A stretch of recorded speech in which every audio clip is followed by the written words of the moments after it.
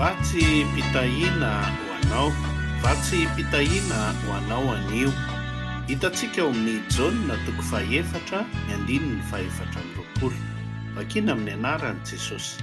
Andriamanitra dia fanahy, ary izay mivavaka aminy tsy maintsy mivavaka amin'ny fanahy sy ny fahamarinana. Amen. Ry havana, ny tena fivavahana marina dia izay vavaka asandratra eo ambanin'ny osotry ny fahamasinana. Koa satria moa Andriamanitra dia fanahy, ary Andriamanitra dia masina indrindra, dia tsy afaka ny anantona azy izao sy ianao raha tsy mitondra an'izay hosotra omeny ny fanahy masina antsika izay, ka tonga masina amin'ny alalany isika. Aza adino ry havako fa amin'ny maha-kristianina antsika, amin'ny maha-olona vita batisa sy ianao, dia nandray ny fanahy, ny fananganana isika, ary vita batisa ao amin'ny Kristy izay manamasina antsika ary nateraka indray ao amin'Andriamanitra ray.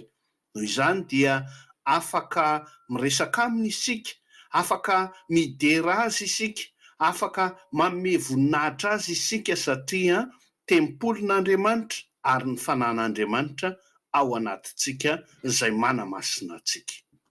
Ivavaka isika. Andriamanitra tomponay sy mpanjakanay, makasitraka indrindra izahay satria tsinitsinina izahay fony mbola tsy natsangana ho zanaka, tsinitsinina izahay fony mbola tsy nametrahanao ny fananao masina tamin'ny batisa masina izay niraisinay. Fa zany nanamasina anay ka tonga zanakao malala anao izahay, ary ankehitriny dia afaka manantona anao amin'ny fahatokiana izahay, fa mihaino anay ianao, mitsinjo anay ny masonao, ary ny tananao mitsotra ho anay mandrakariva.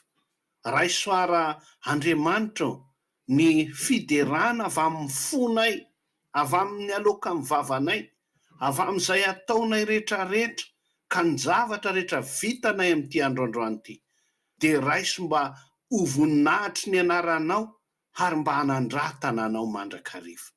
Amin'ny anaran'i Jesosy Kristy tomponay, zokinay malalanay, no ametrahanay izany vavaka izany. Amen.